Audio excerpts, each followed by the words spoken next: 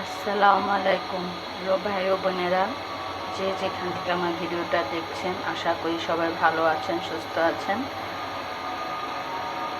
দোয়া করি সবার জন্য, সবাই ভালো থাকুন। আমি আজ আপনাদেরকে দেখাচ্ছি দুধ পাস্তার ক্ষীর বানিয়ে। পাস্তা তো কত রকমভাবে খেয়েছেন, লুডুসের মতন পাস্তা মেনুস দিয়ে বানিয়ে খেয়েছেন। আজ আমি দুধ পাস্তা ক্ষীর বানিয়ে দেখাবো। আমি এখানে 1 লিটার দুধ নিয়েছি। দুধটা আমি ভালো করে জাল করে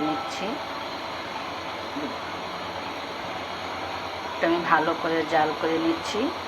দেখতেই পাচ্ছেন, আমি 1 লিটার দুধের মধ্যে আজ আমি পাস্তা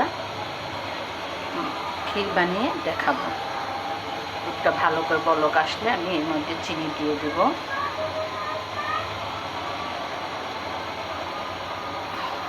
আমি আরেক চুলায় আমি গরম পানি বসিয়ে দিয়েছি পাস্তাটা সিদ্ধ করার জন্য। তার সাথে আমি পানির মধ্যে সামান্য লবণ দিয়ে দেব।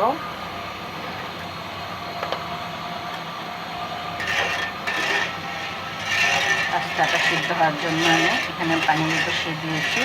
লবণটা ভালোভাবে মিশিয়ে নিচ্ছি পানির সাথে। পানিটা বলক আসে, তারপর পাস্তাটা দিয়ে দেব। এখানে দেখতেই পাচ্ছেন চুলার দুধটা হালকা গরম হয়ে এসেছে। আগের থেকে জাল করে রেখেছিলাম। তারপর আমি আরেকবার বলক দিয়ে তারপরে আমি চিনি দিয়ে দেব।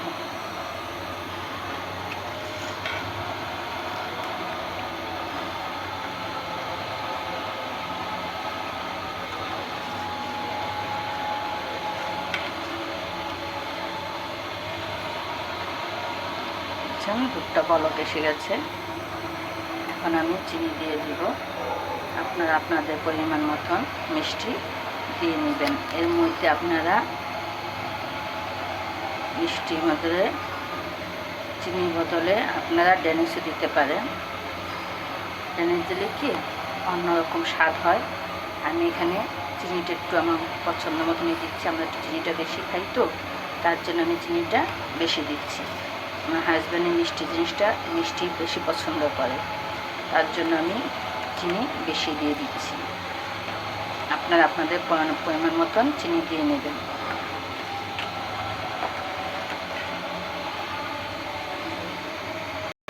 এখানে আমি 2 চামচ গুঁড়া দুধ দিয়ে দিচ্ছি। আমি একটা প্যাকেটের গুঁড়া দুধ দিয়ে দিচ্ছি। দেখতেই পাচ্ছেন, গুঁড়া দুধটা দিলে কি স্বাদটা একটু ভালো হয়, একটু ঘন হয়। আমি 10 টাকা দামের একটা প্যাকেট নিয়েছি, প্যাকেটটা দিয়ে দিয়েছি। ডানো গুঁড়া দুধ দিয়ে দিলাম 1 প্যাকেট। এখন আমি এটা ভালোভাবে নেড়ে নিব। দুধটা ভালোভাবে বলক আসার জন্য একটু চিনি আগেই দিয়ে দিয়েছি। এখন ভালোভাবে বলক আসলেই আমি পাস্তাটা সিদ্ধ করে এর মধ্যে দিয়ে দিব। আমি এখানে একটা বড় সাইজের এলাচ ফাটিয়ে নিয়েছি, এটা দিয়ে দিলাম। কারণ আমি এলাচের ঘ্রাণটা খুব ভালো আসে, তার জন্য আপনারা চাইলে এখানে দারচিনি তেজপাতা দিতে পারেন। আমি তেজপাতা দিই না, তেজপাতা গন্ধটা আমার সহ্য হয় না, তার জন্য আমি শুধু এলাচি দিয়ে দিলাম। দেখতেই পাচ্ছেন এখানে পানিটা গরম হয়ে এসেছে। এখন আমি পাস্তাগুলো দিয়ে দিব।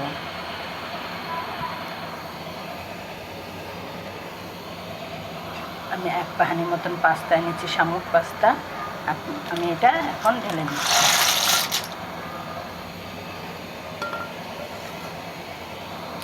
এটা ভালোভাবে নেড়ে দিচ্ছি, যেমন একটার সাথে একটা না লেগে যায়।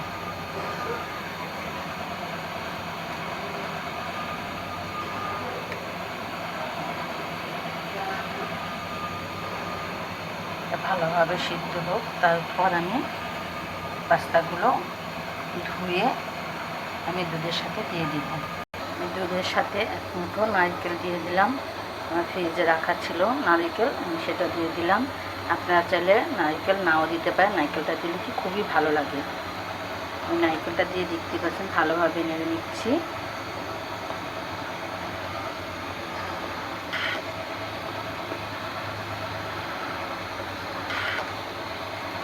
দুধটা দেখতে পাচ্ছেন ভালোভাবে বলক এসে গেছিলো। আবার নারকেলটার দাও নেই, দুধটা ঠান্ডা হয়ে গেছে। ফ্রিজ থেকে বের করে দিয়েছি তো নারকেলটা।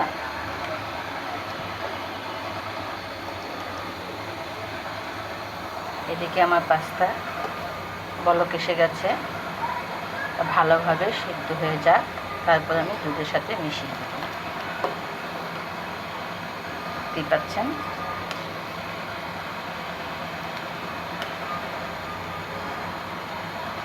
আশি 80% আমি সিদ্ধ করে নেব, 20% আমি দুধের সাথে সিদ্ধ করব।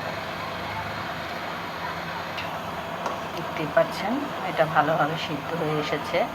আমি এটাকে এখন নামিয়ে আমি ধুয়ে নেব, ঠান্ডা পানি দিয়ে ধুয়ে নেব। ঠান্ডা পানি বলতে ফ্রিজের পানি নয়, কলের নর্মাল পানি দিয়ে ধুয়ে নেব।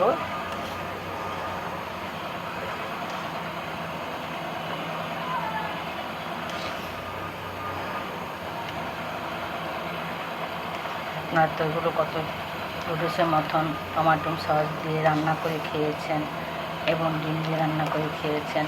এবার এভাবে করে একবার রান্না করে খেয়ে দেখুন, খুবই সুস্বাদু। যেমন হাতের সেমাই বানিয়ে খান দুধের সাথে, ঠিক তেমনই লাগবে।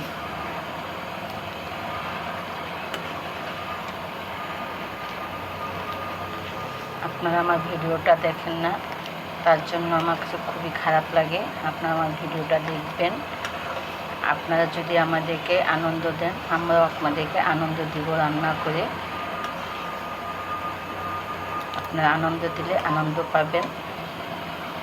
দেখতেই পাচ্ছেন আমি এটা এখন নামিয়ে নেব, নামিয়ে ঢেলে ঠান্ডা পানি দিয়ে ধুয়ে নেব। এখানে আমি চুলার থেকে নামিয়ে নিয়েছি, ঠান্ডা পানি দিয়ে ধোয়ার জন্য দেখতেই পাচ্ছেন ঢেলে দিচ্ছি।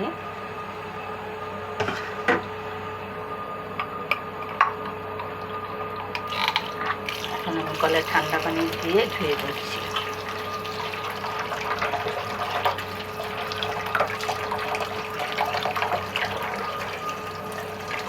ভালোভাবে ধুয়ে নিলাম। এখন আমি এটাকে সাইডে রেখে দিচ্ছি।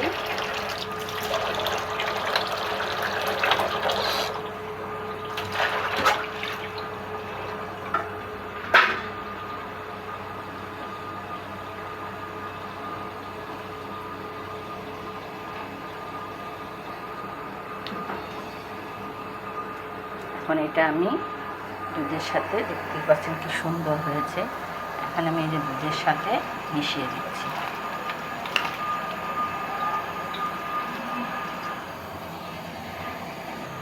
দুধের সাথে আমি মিশিয়ে দিয়েছি, দেখতেই পাচ্ছেন। এটা এখন ভালোভাবে একটু সিদ্ধ করবো এই দুধের সাথে।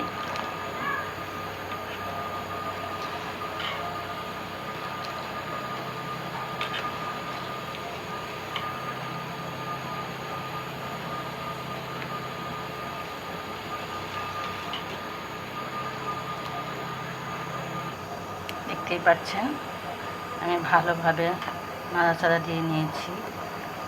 আমার এগুলো সিদ্ধ হয়ে গেছে। আমি আরেকটু দুধটা টানিয়ে নেব, একটু জাল করব, এটা একটু ভালোভাবে সিদ্ধ হয়ে যাক তার জন্য, এবং দুধটাও একটু ঘন হয়ে যাবে। দেখতেই পাচ্ছেন আমার এটা হয়ে এসেছে।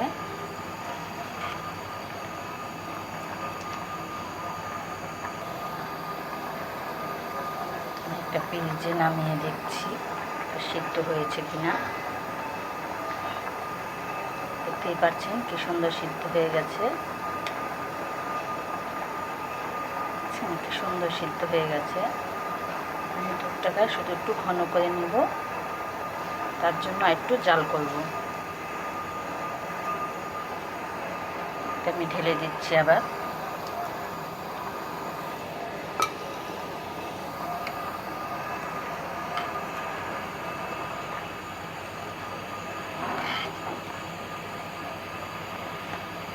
যে যেখান থেকে দেখছেন আমার ভিডিওটা, যদি ভালো লাগে তাহলে লাইক, কমেন্ট, শেয়ার করবেন এবং সাবস্ক্রাইব করে দিবেন।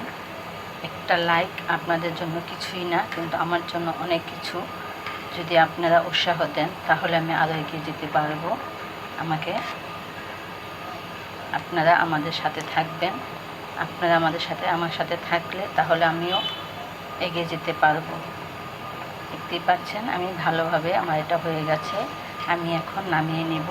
নামানোর পর এটা অনেকটাই ঠান্ডা হয়ে যাবে। এই ঠান্ডা হলে ঘন হয়ে যাবে, কারণ এই পাস্তায় দুধটা আরও টেনে নেবে।